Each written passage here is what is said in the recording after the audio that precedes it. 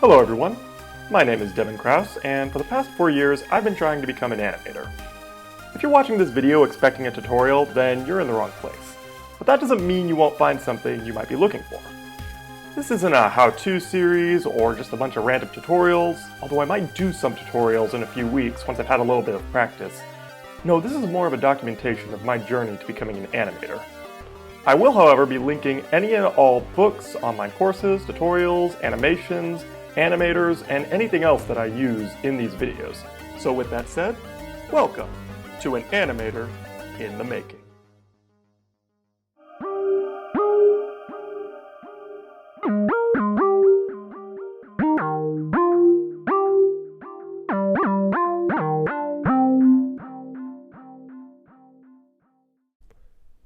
Well, this week's video posed some interesting challenges.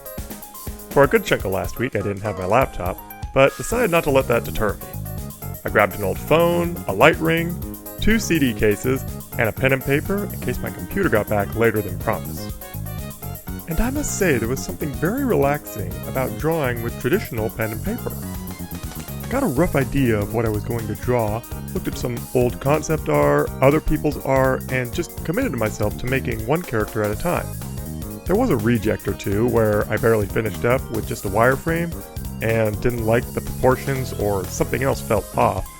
But I like doing this, and I'm definitely going to be doing more of it in future videos.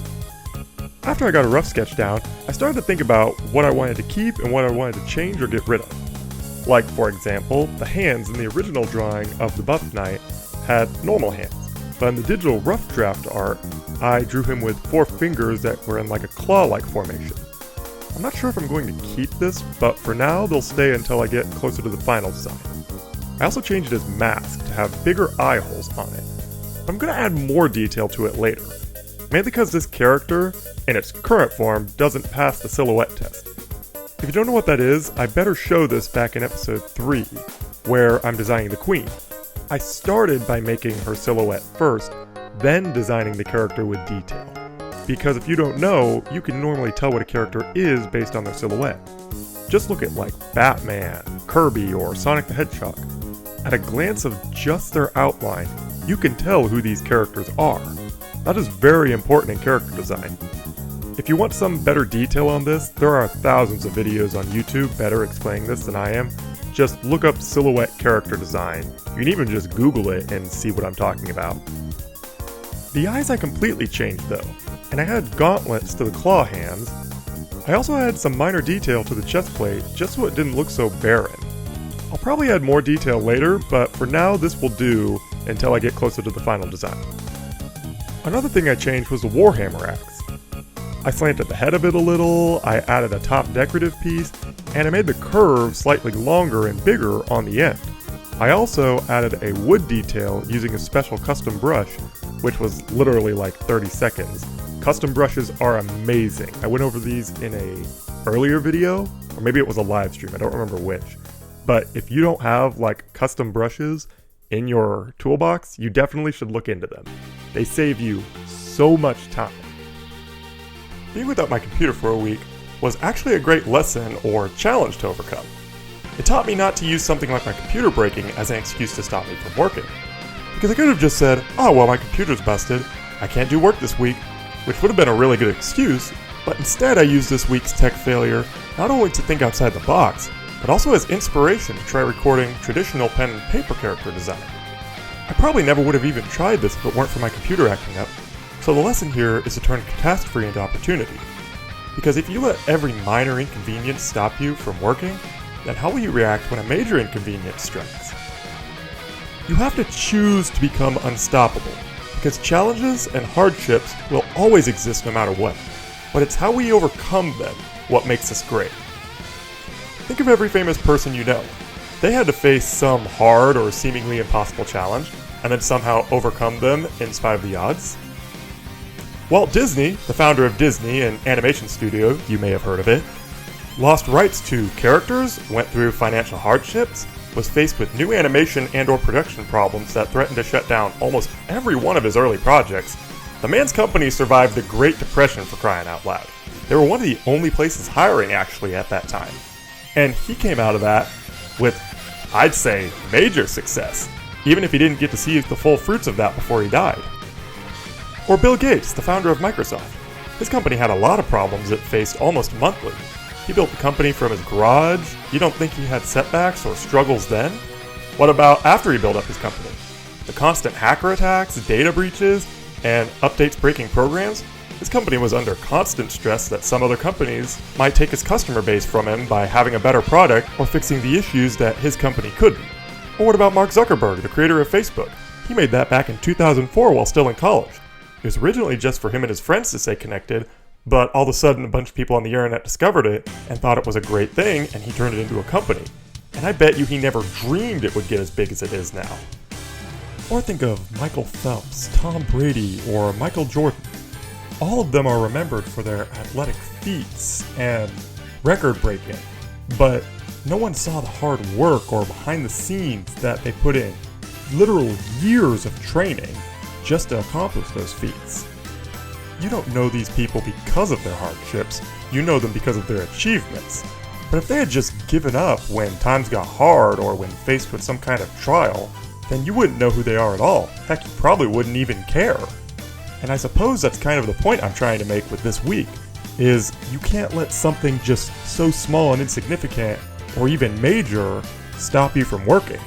Yeah, my computer might be important, and it might be like the core of kind of everything I do, but technology has advanced so much, I don't need it to be the only thing I use.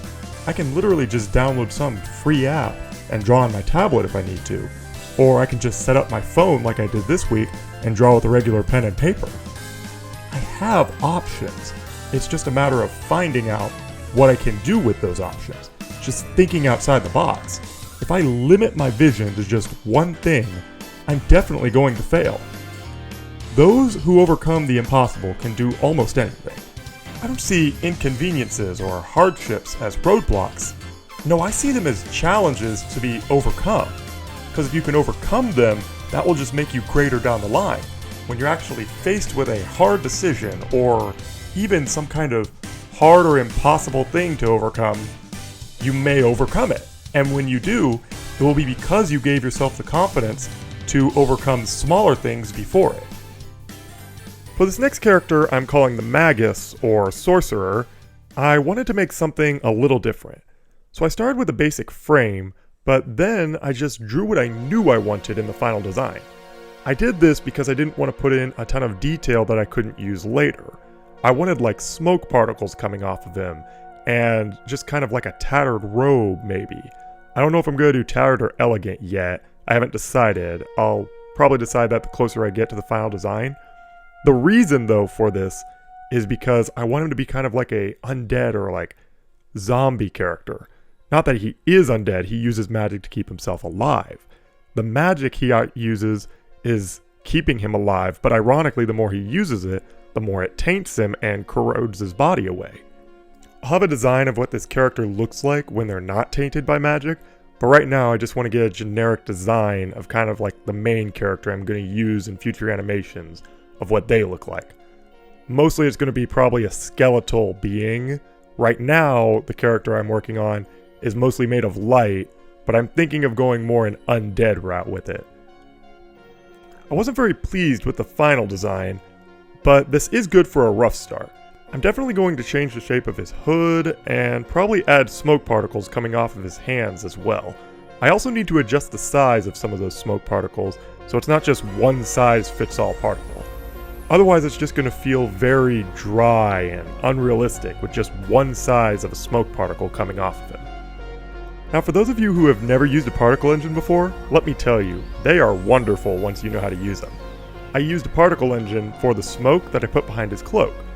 I then added a mask layer to it and made the mask layer slightly fade out at the end using a gradient layer, but instead of making it go to a lighter color, I just made it fade out color altogether, and then the farther the smoke goes down that layer, the more it kind of just fades out. I might add a blur layer to it. I'm not exactly sure if that'll work on a gradient level, but I'm pretty sure I could do some kind of smart morph or something with the layer to make it look like it's kind of just fading out. But right now, this will work for a rough design. One thing I did on accident with this character, but decided to keep, was I drew his hands backwards on the original pen and paper. But I actually kind of liked it when I looked at it, because it made it feel humanoid with the design of the character, but then that added a different aspect to it, which is kind of what I was going for. So I've decided to keep it. I already touched on this slightly, but I don't know if I'm going to make the character made of light or more undead. I'm leaning towards undead because I feel like that'll be more interesting. But maybe I'll make more of the elegant ones, kind of like ascended or maybe spiritual kind of beings. Not like in a light sense, like their body has just been eroded so much, all that's left is the magic. So some beings are just pure essences of kind of light, but that's not like an ascended form. No, they've used magic so much, they only have that left as their conscience and their kind of spirit form. But for some of the ones that are just starting out, that have just been doing it for a few years, they might still have like a skeletal hand, or maybe still have even skeletal legs. Now, next week's plan, I actually am going to go back to the King and Queen and do their dance animation. I know I've promised that for like 3 weeks now, but I haven't had my laptop back until this point, so I feel like this week I actually have a valid excuse. Which, if nothing else breaks on me, I hope to have a rough animation by next week, and then I'm going to work on that to a final animation to hopefully look really good. I do have some reference videos that I found while my computer was broken to help me make that. So see you next week when I have a rough dance animation of the King and Queen.